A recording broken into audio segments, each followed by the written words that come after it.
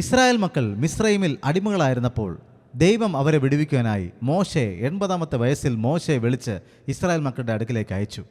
മോശ അവരെ മിസ്രൈം ദേശത്തു നിന്ന് വിടുവിച്ചു യാത്ര ചെയ്യുന്ന സമയത്ത് മോശയുടെ അവസാന സമയമായി. ആ സമയത്ത് മോശ ഒരു പുതിയ നേതാവിനെ ഇസ്രായേൽ മക്കൾക്ക് കൊടുക്കുകയാണ്, യോശുവയെ ഏൽപ്പിക്കുകയാണ്. ആ സമയത്ത് മോശ ഇസ്രായേൽ മക്കളോടും യോശുവയോടും പറഞ്ഞ ഒരു കാര്യമാണ് ആവർത്തന പുസ്തകം 31-ാം അധ്യായം അതിൻ്റെ 6-ാം വാക്യം. ബലവും ധൈര്യവുമുള്ളവരായിരിപ്പിൻ, അവരെ പേടിക്കരുത്.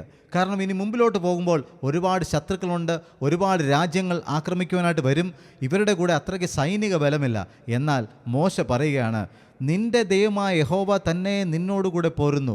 മോശയ്ക്കറിയാമായിരുന്നു ഈ 120-ാമത്തെ വയസ്സ് വരെ തന്നെ നടത്തിയ യഹോവ ഇനി യോശുവയുടെ കൂടെ ഇരിക്കും, ദൈവത്തിൻ്റെ മക്കളുടെ കൂടെ ഇരിക്കും. ആ ദൈവം നിന്നെ കൈവിടുകയില്ല, ഉപേക്ഷിക്കുകയുമില്ല എന്ന് പറയുകയാണ്.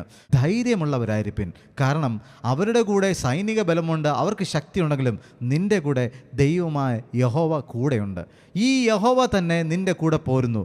ആ ദൈവം നിന്നെ കൈവിടാത്ത ദൈവം, നിന്നെ ഉപേക്ഷിക്കാത്ത ദൈവം. മോശ ദൈവത്തിൽ ആശ്രയിച്ച് ദൈവത്തിൽ വിശ്വസിച്ചു ധൈര്യപ്പെട്ടു. മോശ ദൈവത്തിൽ ധൈര്യപ്പെട്ടു. അതുകൊണ്ട് മോശയ്ക്ക് എന്ത് പ്രതിഫലമുണ്ടായെന്നറിയാമോ?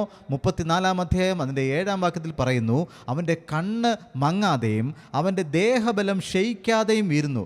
മോശ 120-ാമത്തെ വയസ്സിൽ മരിക്കുമ്പോൾ മോശയുടെ കണ്ണ് മങ്ങിപ്പോയില്ല, മോശയുടെ ശരീരബലം ക്ഷയിച്ചും പോയില്ല. പ്രിയമുള്ള ദൈവ പൈതലെ, ഞാനും നീയും ദൈവത്തിൽ വിശ്വസിക്കുമ്പോൾ, ദൈവത്തിൽ ധൈര്യപ്പെടുവാൻ നമ്മൾ തയ്യാറാകുമ്പോൾ, ദൈവത്തിൻ്റെ വചനങ്ങൾ അനുസരിക്കുവാൻ നമ്മൾ തയ്യാറാകുമ്പോൾ, രക്ഷിക്കപ്പെട്ട് സ്നാനപ്പെട്ട് ദൈവത്തിൻ്റെ വചനം അനുസരിച്ച് ജീവിക്കുന്ന ഒരു ദൈവ പൈതലിൻ്റെ ജീവിതത്തിൽ ദൈവം കൂടെയുണ്ട് എന്നുള്ളൊരു ഉറപ്പാണ് ദൈവം തരുന്നത്. അതുകൊണ്ട് ഏത് പ്രതിസന്ധി കണ്ടും ദൈവത്തിൻ്റെ മക്കൾ തകർന്നു പോകേണ്ട, ധൈര്യപ്പെടുവിൻ.